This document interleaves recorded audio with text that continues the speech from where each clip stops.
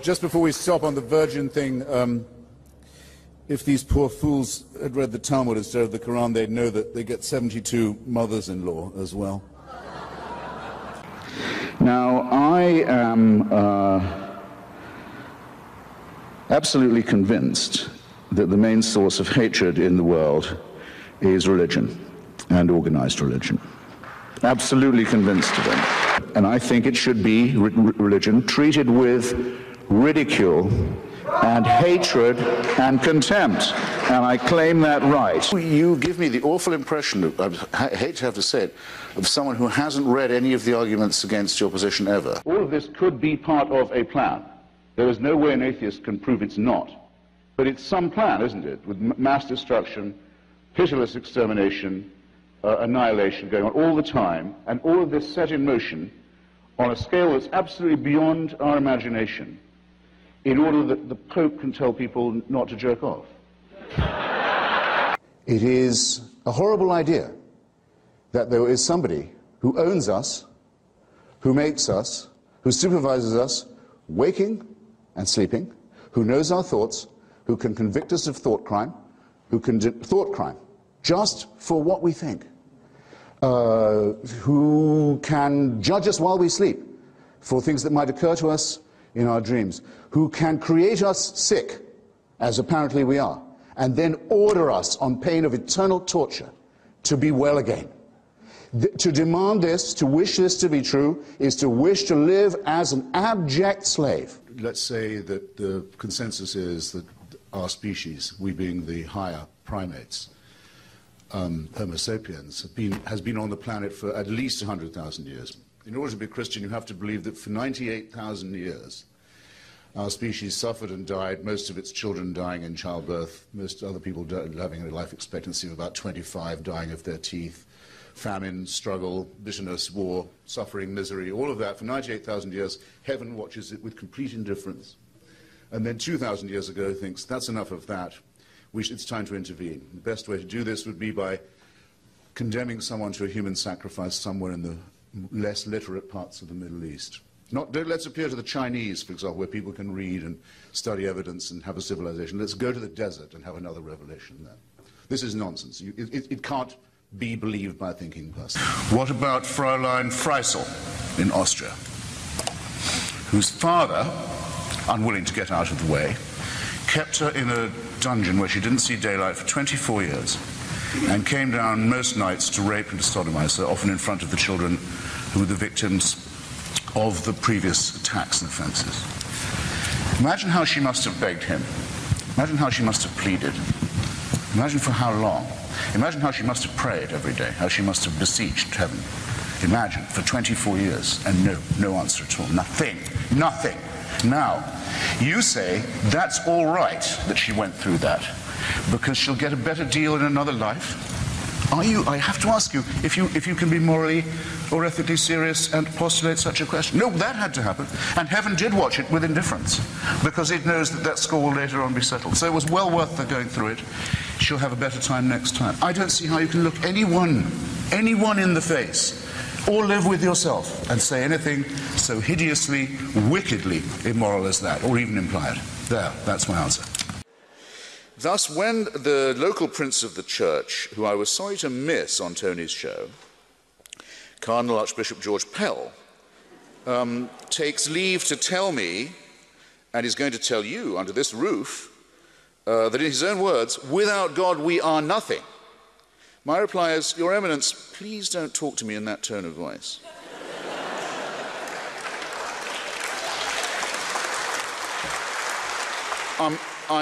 I'm not a slave, and I'm on the side of anyone who is in their emancipation. And it's the mind-forged manacles that are often the hardest to break. I'm sorry to tell the Cardinal Archbishop, and I wish I could say it to his face, I have to some of his colleagues, as you might say, that he's wrong twice. He's first wrong in his concept of a deity, in other words, as someone without whom we would be nothing. And he's wrong, second, to declare that we are worthless without agreeing with his concept of that concept. And I demand to know how he knows.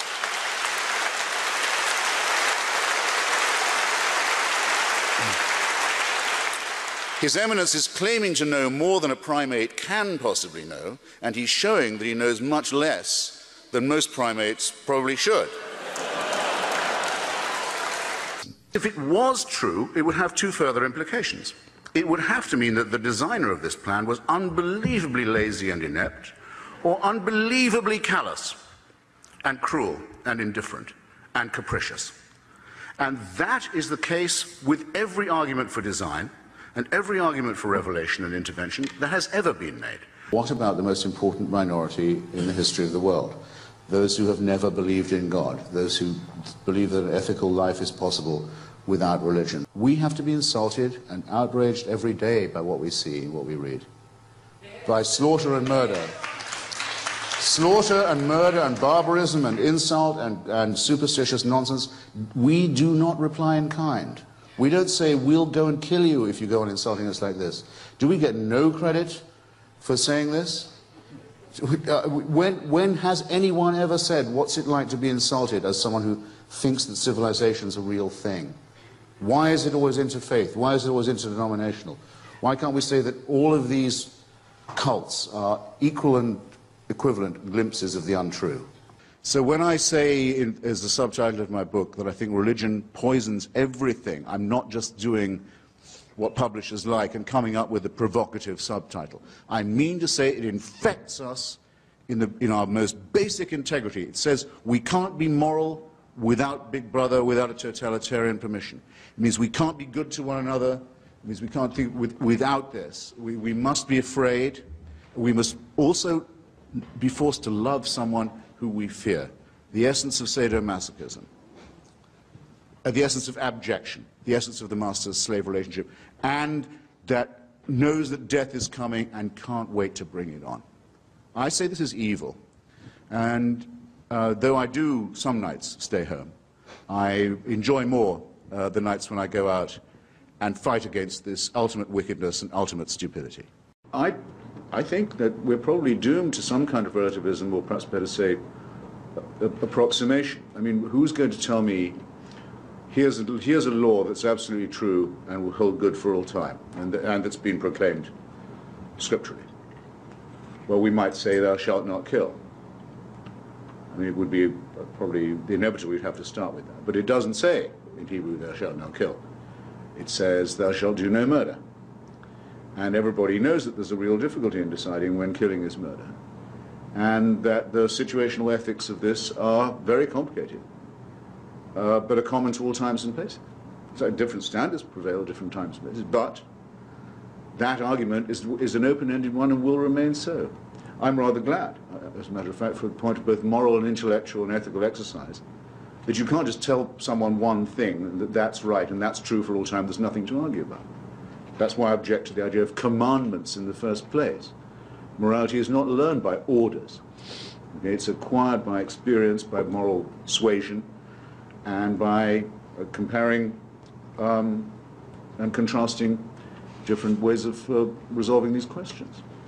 There are thought crimes in the Ten Commandments. You're told you shouldn't even envy someone else's prosperity or property. Well, from a socialist point of view, that says, you know, you've got to just lump it if people are better off. Even from a capitalist and free enterprise point of view, it says it's basically a crime to emulate. This whole spur of emulation and innovation is possibly a sin. And anyway, it's in the same list as murder as a crime, something you're thinking. Well, I don't think that's an absolute moral truth at all.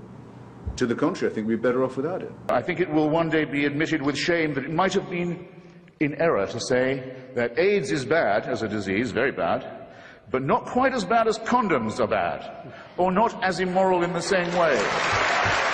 I say it in the presence of His grace, and I say it to His face.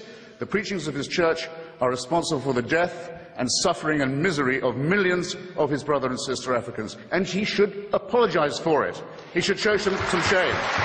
There's another immoral injunction. Go love your own enemies, don't be loving mine. My enemies are the theocratic fascists. I don't love them, I want to destroy them. For condemning my friend Stephen Fry for his nature, for saying you couldn't be a member of our church, you're born in sin. He's not being condemned for what he does, he's being condemned for what he is. You're a child made in the image of God. Oh no, you're not. You're a faggot. and you can't join your church, and you can't go to heaven. This is disgraceful, it's inhuman, it's obscene, and it comes from a clutch of hysterical, sinister virgins who've already betrayed their charge in the children of their own church.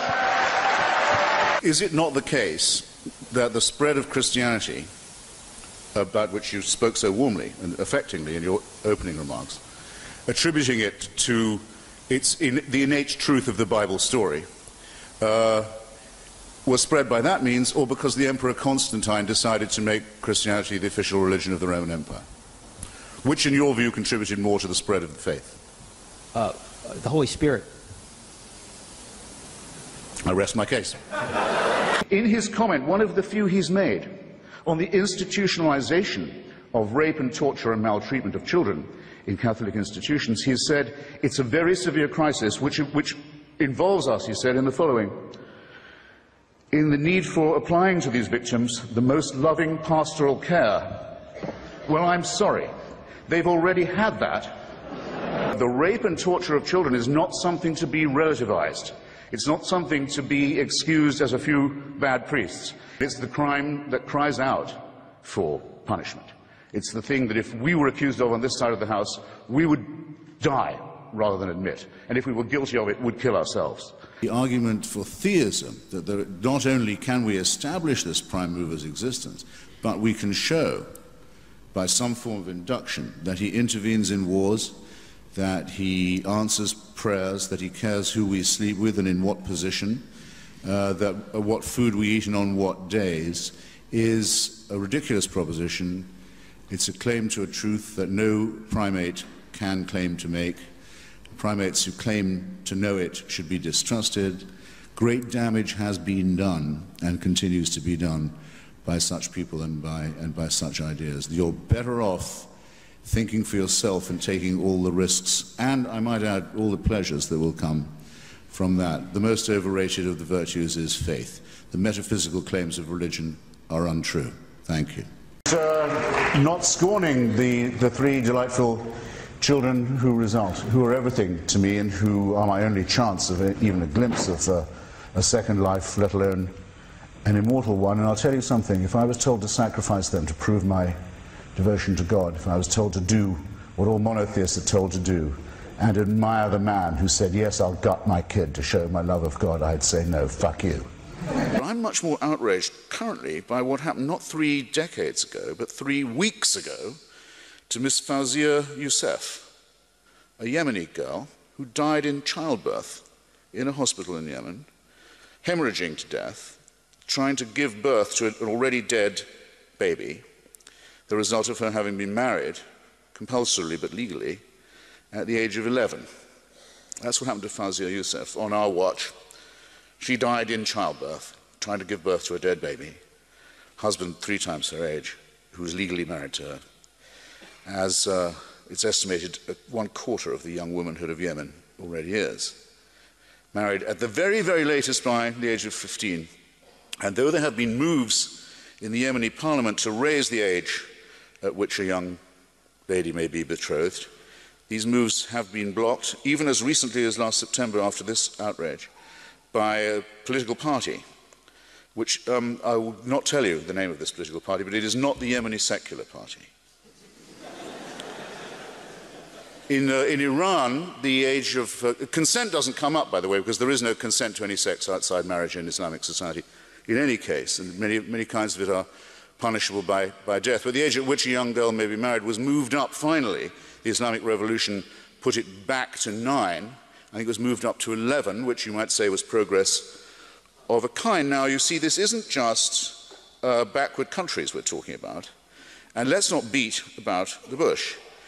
The Prophet Muhammad was betrothed to his favorite wife Aisha when she was 6.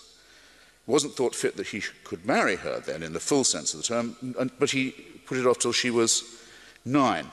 And across a vast swathe of the world, worse things than Roman Polanski has even thought of doing are done as a matter of law and of course, and in the name of, no, not in the name of, but because of the preachings of God's anointed.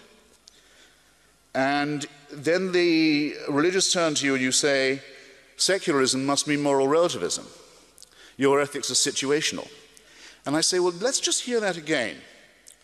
because given that I've taken the simplest moral baseline it's possible to take, the protection of defenseless children, isn't it true that all the leading religions of the world are Abrahamic? Yes, we love to stress it. We adore to say that we have all this wonderful multicultural thing in common. And what was Abraham most famous for, apart from having a wife who had a baby when she was 101, which is an advance over dying in childbirth when you're 11, having been raped, probably by a close male relative, if you really want the truth. Apart from that, Abraham's most famous for saying, if God wants me to kill my boy, of course I will. And the only difference between the monotheisms is that some say it was Isaac and some say it was Ishmael. I don't particularly care. But there are annual festivities on the part of the faithful to say, we wish we too were capable of such faith. And we want to beat our breasts in sympathy with those who are. Why do the Jewish people blow the ram's horn, the shofar? Because the shofar symbolizes the ram who is sacrificed instead. The blood sacrifice is the main thing. And there has to be a child involved. This seems to me to be disgraceful. And what's taken for granted that goes with it, because it was practiced on Isaac too in the form of a covenant and imitated by others, the genital mutilation of the young, to seal the pact with God, to say nothing matters to me, not the life or health or bodily integrity of my child, never mind that. What has to be proved is, without God I am nothing. I'll kill for it, and I'm not just willing to say that, I'm willing to prove it, and I'm willing to use my children's bodies as the theatre of this enactment of faith. Well, civilization, in my submission, ladies and gentlemen, begins where that evil nonsense leaves off. And we have to advance the time when more and more people will be able to civilize themselves by outgrowing religion and leaving this awful nonsense behind. And with that,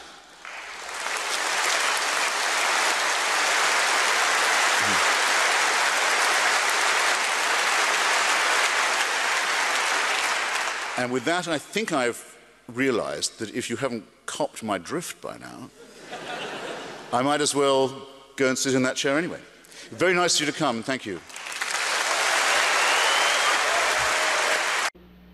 Can we do more? Yes? Mr. Hitchens, you are likely the world's most charming, roguish, and enlightened atheist, and I love you for that. But as a Sufi Muslim, I'm very ruffled by the title of your book. Of all the titles that you likely had at your disposal, did you have to settle for the literal negation of Allahu Akbar? Yes. I thought so. Thank you for that question. Thank you. Oh, it's a very good question, and I'm glad. I wanted to come back to it. Why? Yeah.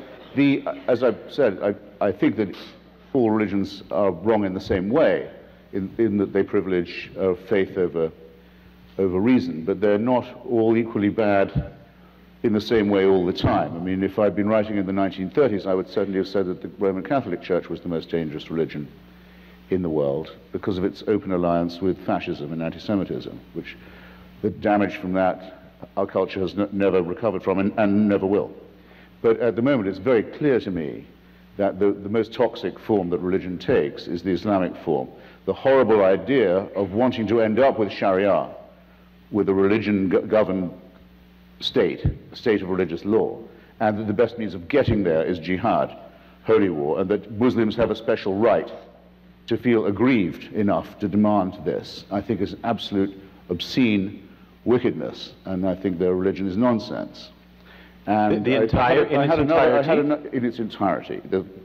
The idea of God speaks to some illiterate merchant warlord in Arabia, and he's able to write this down perfectly, and it contains the answers to all human. Don't waste my time. It's bullshit. But you're saying the same about it.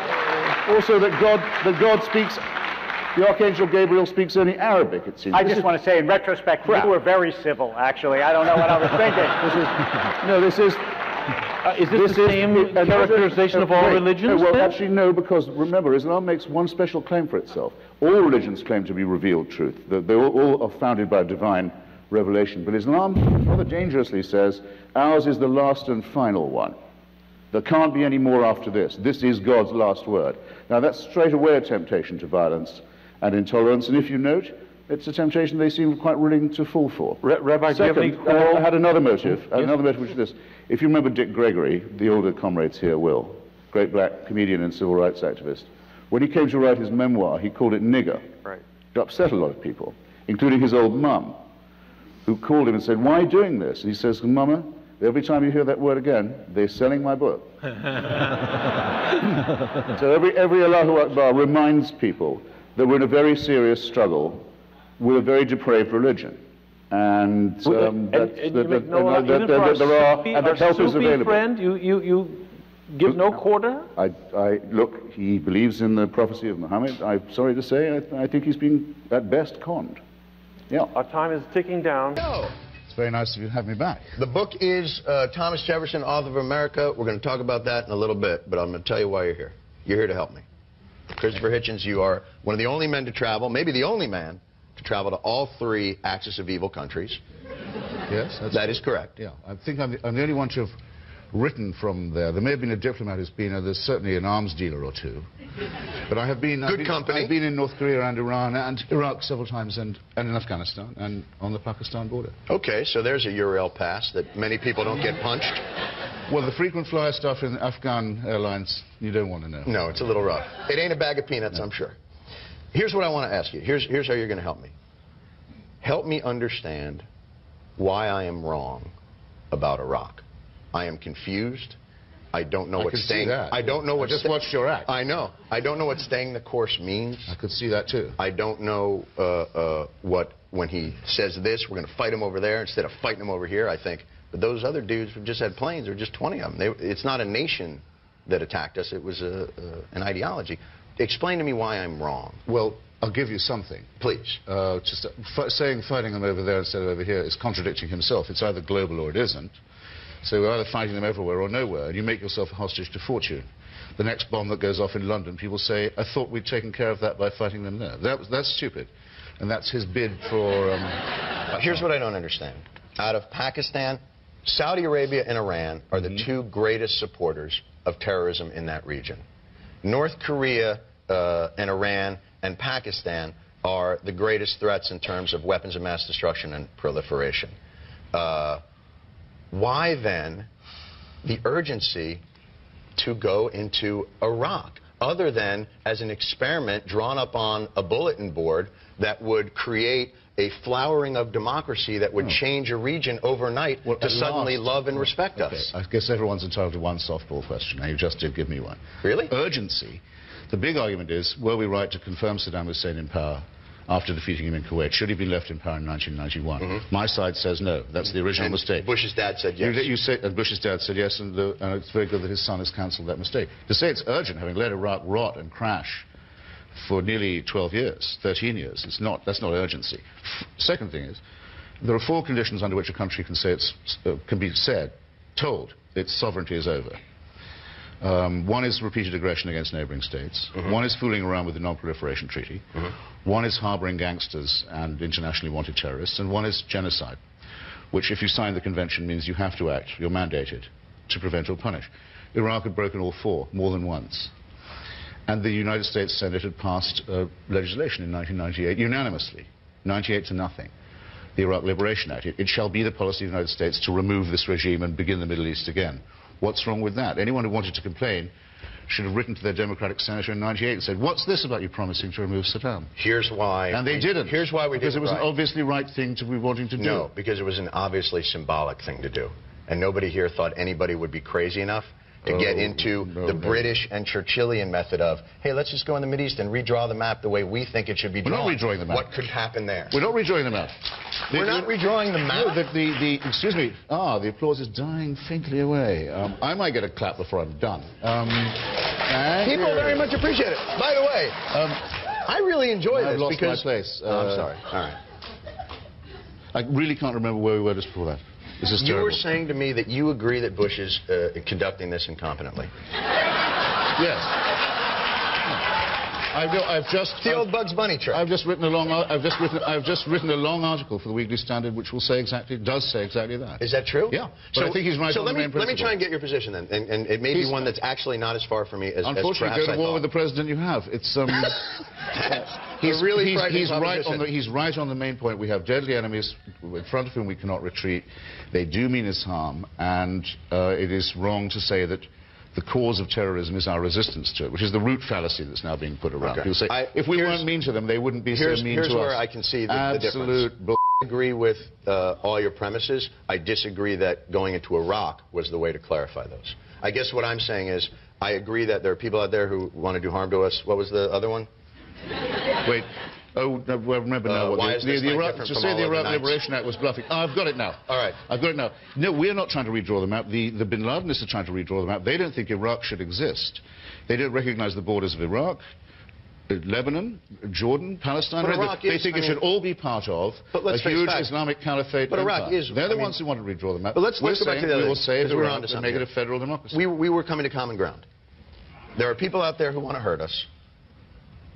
Yeah, that was a bit platitudinous of me, I must say. Yeah. There's evil in the world. Next I'll be saying the world's a dangerous place. Yeah, exactly. And to resist terrorism is... Oh, the big fallacy is the people who say there wouldn't be all these terrorists in Iraq if we hadn't gone there. That's capitulation. I mean, Zarqawi was there before we got there. Mr. Yassin, who blew up the World Trade Center, was being sheltered there since 1993. And if you want to see Find me a country in the Middle East that you can't name 5 guys that tried to blow something up in the United States. These are the guys... Pick one. I'll give you 5 in Qatar. I'll give you a couple that are probably working for us right now. But you name me... Okay, but you name me the one where it's now believed by most liberals that there's no problem with that kind. There was no Saddam-Terror connection. That's what I'm arguing about. That there was the guy who's hijacked the Achille Lauro, wheeled Mr. Klinghoffer's chair off the side of the boat, was also found hiding in Baghdad. I went to see Abu Nidal. But that is the old school terrorism, and you know there is a different... Zarqawi is the most dangerous man in Afghanistan, possibly more than bin Laden, certainly the second most dangerous. He was in Iraq before we got there. The people who say that the violence of these people is our fault are masochistic and capitulationist, and they should not... But the people who say that we shouldn't fight in Iraq aren't saying it's our fault. That is the conflation that is most disturbing to me. Don't you hear people saying we've made them nasty? I hear people say a lot of stupid. Okay. But what I'm saying is... You promise me you'll never say that. There is reasonable dissent in this country about the way this war has been conducted that has nothing to do with people believing we should cut and run from the terrorists, or we should show weakness in the face of terrorism, or that we believe that we have in some way brought this upon ourselves. They believe that this war is being conducted without transparency, without credibility, and without competence. I'm sorry, Sunshine, I just watched you ridicule the president for saying that he wouldn't give a... No, you misunderstood timetable. And you said, what, that's what do you not why I ridiculed what I ridiculed the president was he refuses to answer questions from adults as though we were adults, and falls back upon platitudes and phrases and talking points that does a disservice to the goals that he himself shares with the very people he needs to convince. You want me to believe that you're dying to be on his side? Please do it again. No! Come on. Get it done, deliver.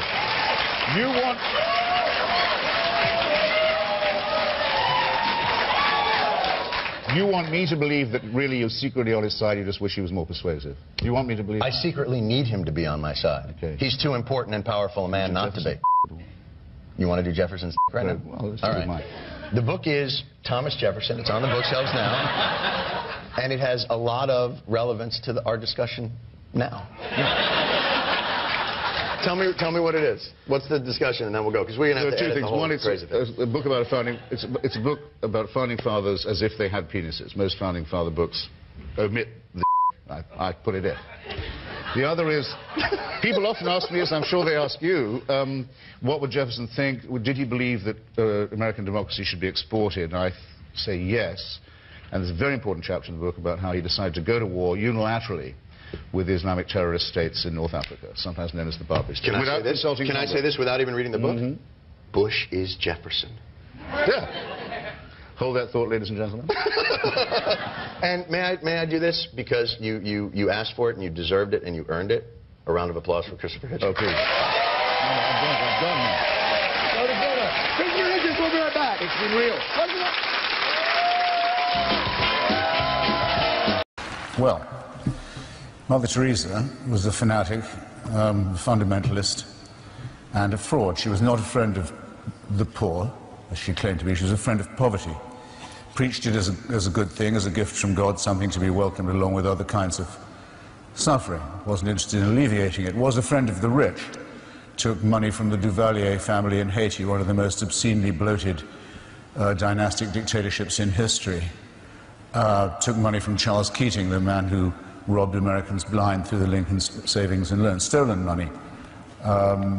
All to build convents in her own name, more than 200 of them around the world, in order to found an order that bore her name. This is not modesty either, nor is it humility. It doesn't exhaust my critique of her either. We all know there is a cure for poverty. It's a rudimentary one. It does work, though. It works everywhere for the same reason. It's colloquially called the empowerment of women. It's the only thing that does work. If you allow women some control over their cycle of reproduction, so that they're not chained by their husbands or by village custom to annual animal-type pregnancies, early death, disease, and so on. If you will free them from that, give them some basic health of that sort, and if you're generous enough to throw in perhaps a handful of seeds and a bit of credit, the whole floor, culturally, socially, medically, economic, of that village will rise. It works every time. Mother Teresa spent her entire life campaigning against that outcome. She said that contraception was equivalent to abortion morally, and abortion was morally equivalent to murder. She was entirely against the only thing that cures poverty. I would say that her preachments led to an enormous increase in the amount of poverty, ignorance, filth, and disease in the world. And I would further add, without embarrassment, that it's off those things that the Roman Catholic Church has always fed and made its living. Otherwise, there would have been no need for the Protestant Revolution, which brings us here today.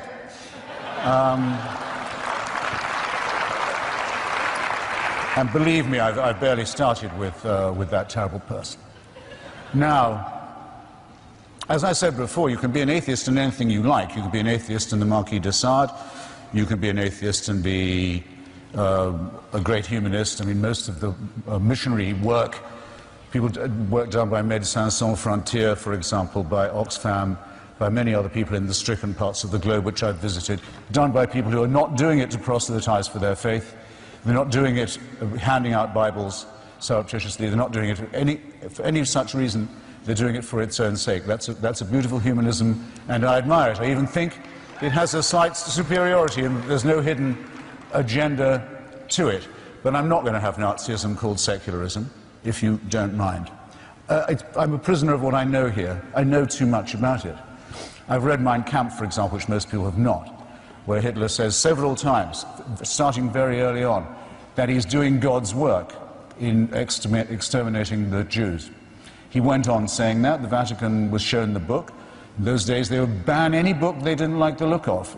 They were one of the great book banning organizations in the world. They didn't ban the book that was written by the leader who made his first political treaty in Germany with them and their church, and outside Germany between his dictatorship and the Vatican. If you wanted to take your oath, well, you didn't have to want to, you had to, if you were in the German army or in the SS, to take your oath to the Führer, which was compulsory. You took it like this: I swear by Almighty God, undying fealty. Around your belt, if you were a soldier in the Nazi army, you had to wear a buckle that said Gott mit uns, the German for God on our side. Like every other form of totalitarianism and fanaticism, this is religious in itself, and it was not,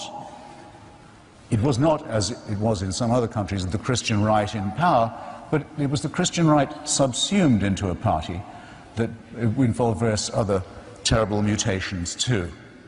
So I just have to defend myself, it seems to me, on these two matters. I'll close on the implied question that Bill asked me earlier.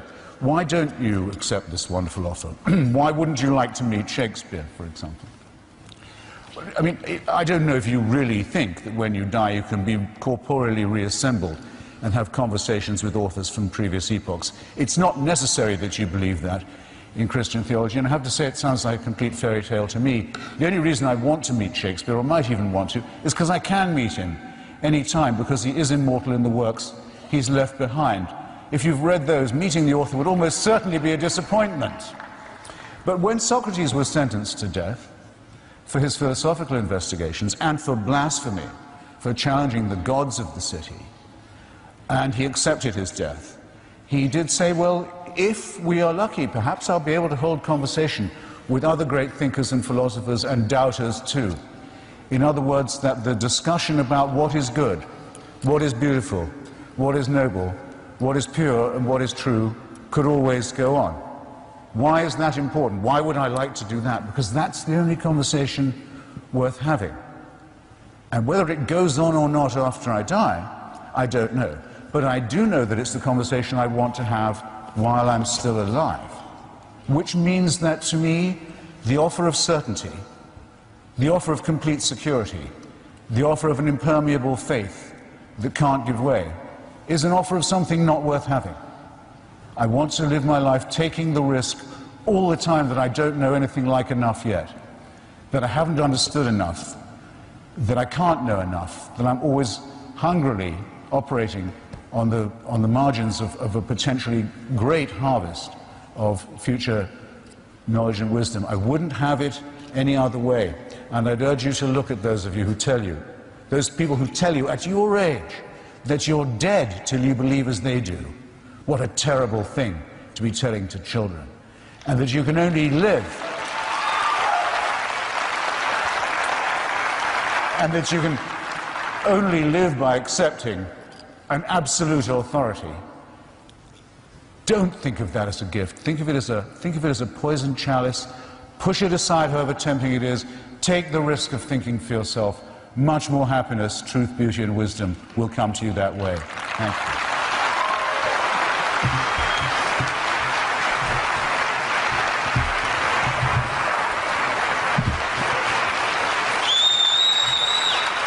You say, those laws can be suspended, and in your favor too, if you make the right prayers and propitiations and sacrifices. There can be, a virgin can conceive, a dead body can walk again, your leprosy can be cured, the blind can see. Nonsense. It's not moral to lie to children. It's not moral to lie to ignorant, uneducated people and to tell them that if they will only believe nonsense, they can be saved. It's immoral. Not until gentle Jesus, meek and mild, are you told, if you don't make the right propitiations, you can depart into everlasting fire. That one of the most wicked ideas ever preached, and one that's ruined the lives and the peace of mind of many, many children, preached to them by vicious, child-hating old men and women in the name of this ghastly cult which we're met here to discuss tonight. I don't need 2 minutes to finish with this religion, but thanks. In order to believe the Christian message, you have to believe this: that those 100,000 years, people were born, died, usually, many of them, in childbirth, either the mother or the child. At life expectancy, perhaps 20 years, 25. Died of microorganisms they didn't know existed. Genesis doesn't mention them because the people who write Genesis don't know there are microorganisms. Earthquakes would have been terrifying. Tsunamis, volcanoes, mysterious events. War and famine superimposed on this. You can all fill out this picture for yourselves, I'm sure. That was our life. For tens of thousands of years, on and on it went. Maybe a gradual upward curve of a sort. We seem to have made some progress, very painfully, and with infinite suffering and labor, and with our solidarity still intact. Now here's what you have to believe. You have to believe that heaven watched that for 98,000 years. And after 98,000 years decided 2,000 years, it may be time to intervene. And the best way of doing that would be to have a filthy human sacrifice in a very remote part of Palestine. And the news of this has still not penetrated to the rest of the world, and I don't think will be believed when it does, and isn't believed by me and can't be believed by a thinking person. These are very serious matters, and they're not to be laughed off by references to the occasional work of Catholic charities. But I draw your attention not just to the apologies, ladies and gentlemen, but to the evasive and euphemistic form that they take.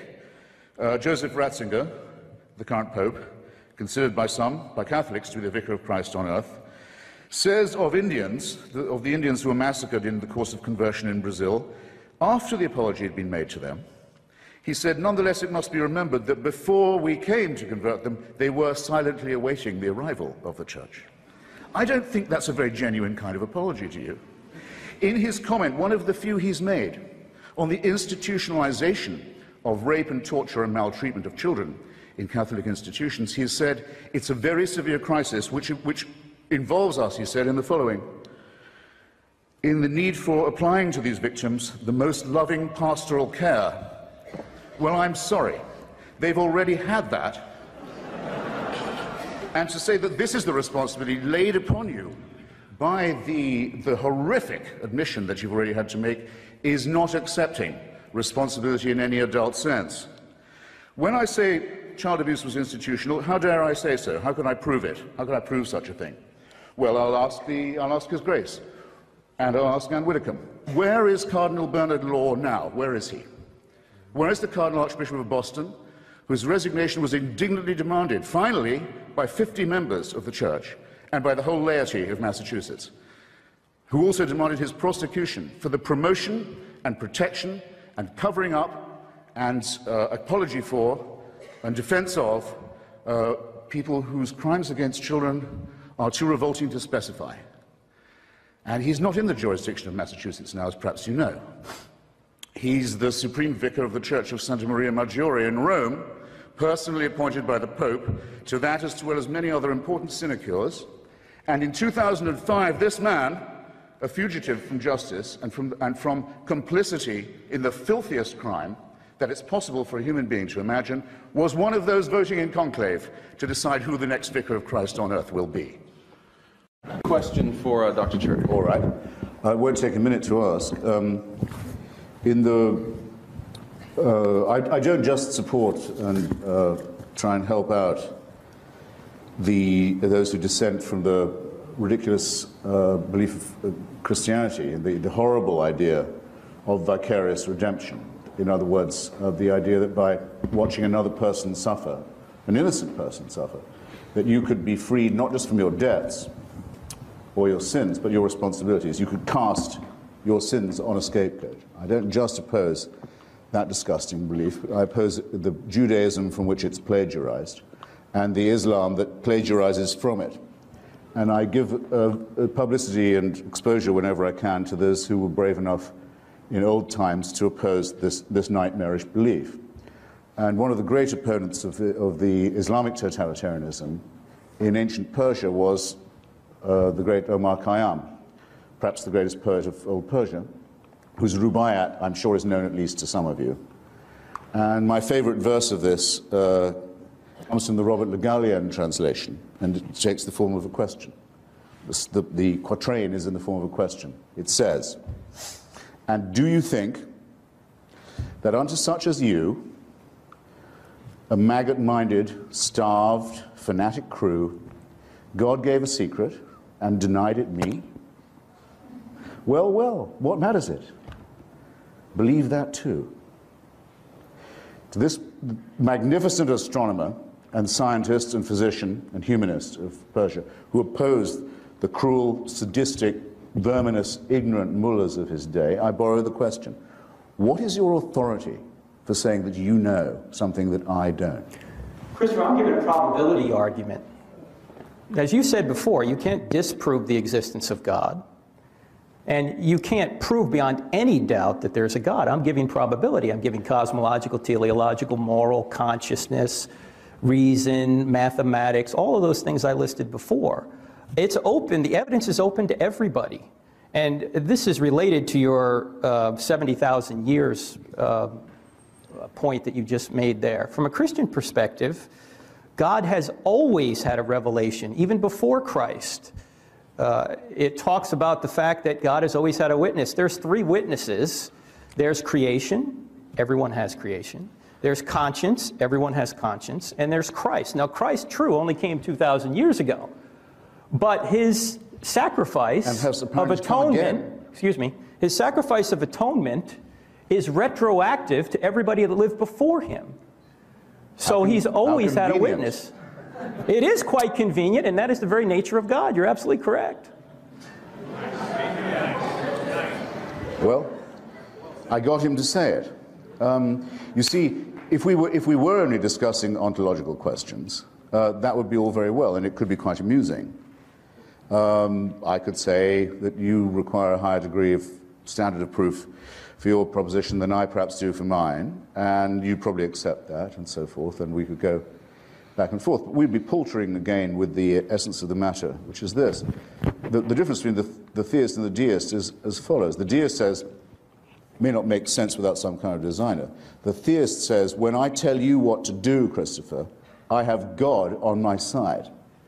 The deist says, he can tell what God wants of me, what length I should shave off the end of my penis, if I'm a boy or have a male child, or off the clitoris if it's a female child.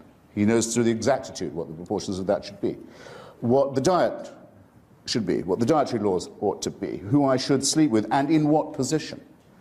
And various other things. And since God doesn't ever directly appear and say, do it this way, it's done for him, and this is really convenient, by human representatives who claim to act in his name. So that's why I think your standard of proof should be a great deal higher, because if the reason this point is important to you is because it would mean real power in the only world that actually exists, which is the material world, of you over me. And you wonder why I'm not keen. Against the motion, Christopher Hitchens. Those who ask confessions from other people should be willing to make oneself. I am obsessed with sex. Ever since I discovered that my God-given male member was going to give me no peace, I decided to give it no rest in return. Seems fair to me. Now, two people asked me to be very quick and do world poverty and the Holocaust, and I'll do that. There is only one cure for world poverty that's ever been found or ever will be, and it's very simple. And it can be phrased very simply too. It's called the empowerment of women. Go to Bangladesh or Bolivia. I have to ask you to hold your applause, though I love you. Go to Bangladesh or Bolivia, give women control over their reproductive cycle, throw in a handful of corn if you can, make them not just the beasts of burden and the beasts of childbearing that they become, and the floor will rise, it just will. It never fails anywhere. Against this one solution, the Catholic Church has set its face. The efforts of the missionary church in the Third World mean more people die, not less. It's as simple as that. More famine, more disease, more ignorance, more random and avoidable death. To the Holocaust, sir. That the Church preached that the Jewish people were collectively responsible for the death of Christ until 1964, till nearly 20 years after the Nuremberg trials, may or may not have something to do with the availability of a reservoir of anti-Jewish hatred in countries like Poland, Spain, Italy, Germany, Austria, and elsewhere. I think it does have something to do with it, okay? The Ten Commandments, 3 of them are awe-inspiring. They're about being afraid of a totalitarian figure. 3 of them are ordinary morality. We know of no code of ethics ever found, and the Archbishop bears me out on this, that recommends murder, theft, or perjury. Putting adultery on the same level as that may not be morally advisable. Saying that covetousness should be considered in the same light as a crime, in other words, a thought crime. You're condemned now for something you're thinking, and it may be something that leads you to enterprise and emulation. That's forbidden too. That's very, very iffy, it seems to me, and there's a very iffy part of it which lumps those you mustn't covet in with the animals and the chattels and your property, and those who it lumps in are your womenfolk.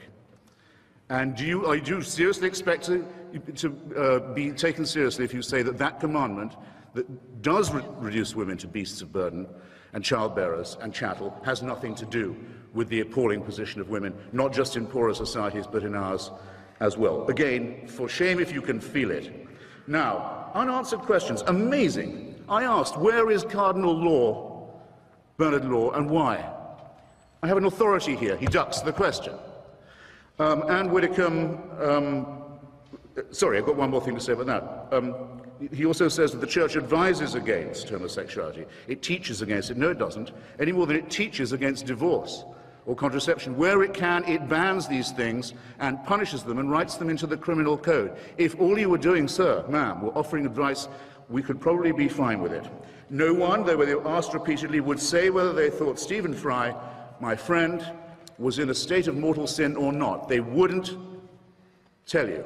Something about the question brought out their inner coward. Well, I say that homosexuality is not just a form of sex, it's a form of love, and it deserves our respect for that reason.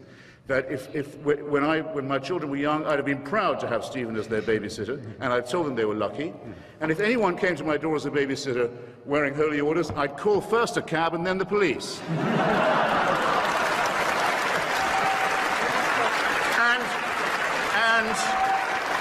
And it's your fault, sir and ma'am, it's your fault that that's true, and that everybody knows it's true. How you can live with it, I don't know. Now, relativism, I thought we were agreed.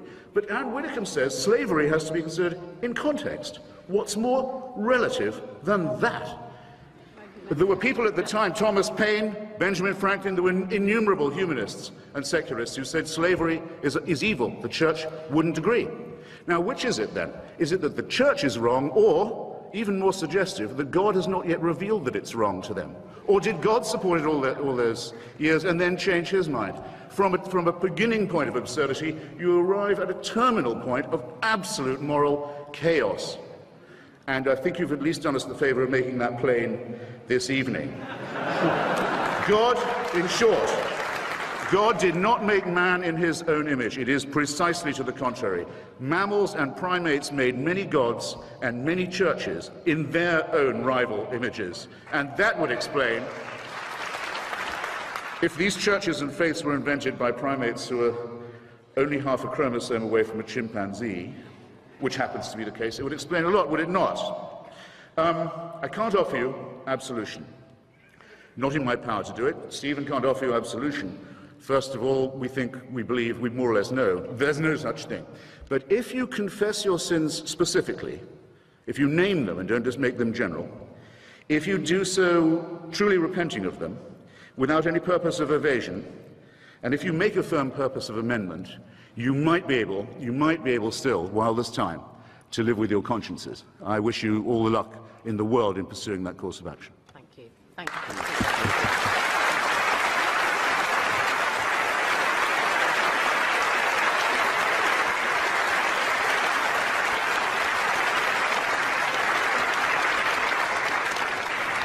Audience, you've all voted again. Now, the moment of truth panel.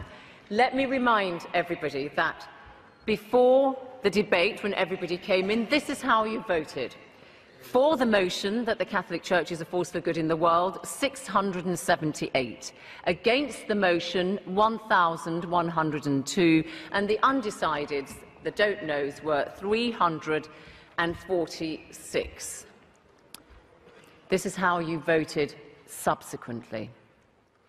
For the motion that the Catholic Church is a force for good, from 678, it's gone to 268.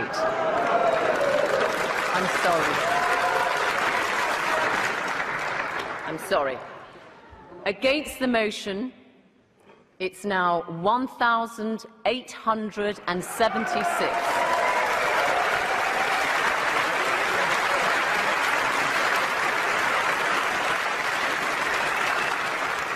And you can see that doesn't leave very many don't knows. It's 34 undecided. So commiserations, Archbishop and Anne Widdecombe. Congratulations, Stephen Fry and Christopher Hitchens.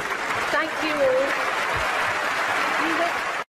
The same euphemism comes in the term some Christians that is used in all the apologies about the Crusades, the Inquisitions, the anti-Semitic pogroms and all the rest of it. It says some Christians fell into error.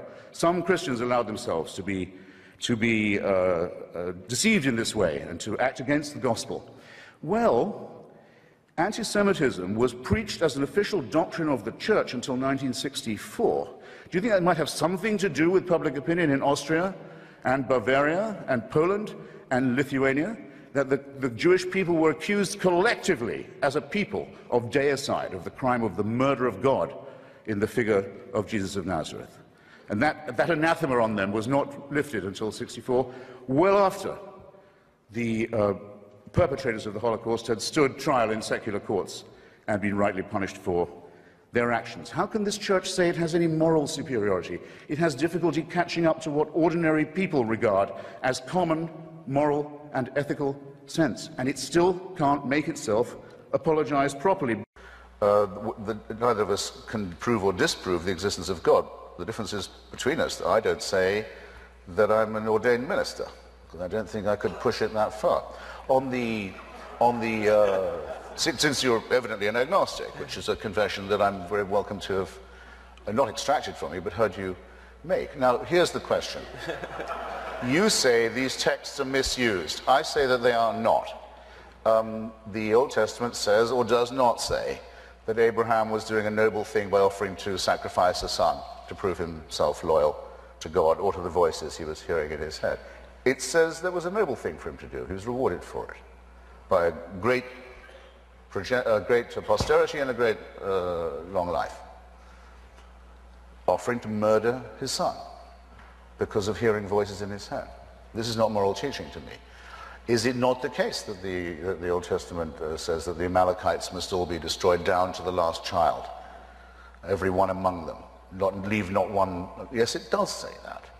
The Bishop of Llandaff, in an argument with Thomas Paine, once said, well, when it says keep the women, as Paine had pointed out, he said, I'm sure God didn't mean just to keep them for immoral purposes. But what does the Bishop of Llandaff know about that? It says kill all the men, kill all the children, and keep the virgins. I think I know what they had in mind. I don't think it's moral teaching. The argument about global warming, it seems to me, is not whether there is any warming, but whether or not human activity, or to what extent human activity is responsible for it. My line on that is we should act as if it is. For this reason, which I've borrowed from Jonathan Schell's book on the nuclear question, the fate of the Earth. We don't have another planet on which to run the experiment. We can't find out but one way. And just as we don't have the right to run an experiment in nuclear exchange on this planet, because it doesn't belong to us to that extent, we've no right to run an experiment in warming on it either. And if it turned out to be that there was no severe global warming threat, or that it wasn't man-made, then all we would have done would be make a mistaken analysis, which we could correct for. But if it turned out that there was and we'd done nothing about it, then it would be too late to do anything at all, and that would lead to disaster. I have been told, though, and I'm afraid to say I think it may be true, that the warming is coming now whatever we do. That by the time we found out about the coming rise in temperature, that it was probably on its way. I've heard a lot of people who strongly take the Al Gore thesis, the Al Gore analysis, say that, alas, we're going to find out what it's going to be like no matter what we do. Racketeering is and always has been an important part of religion. Some religions simply are rackets. Scientology, for example, or Mormonism. It's nothing more than the record of a successful con job. But the spiritual life can't be entirely reduced to that, and here's the problem. When you ask, do people really believe that, there can't be an answer to it, because they don't know any more than you do whether there was a virgin birth or a resurrection. If they say, I believe it, they're still believing in something that they have to know very probably didn't take place. So what are they asking us to believe? They're asking us to believe their propensity to faith, in other words, to take something on faith without argument or evidence. Well, if somebody wants me to believe that of them, that they will do that, then I will, but I feel that they're arguing against themselves.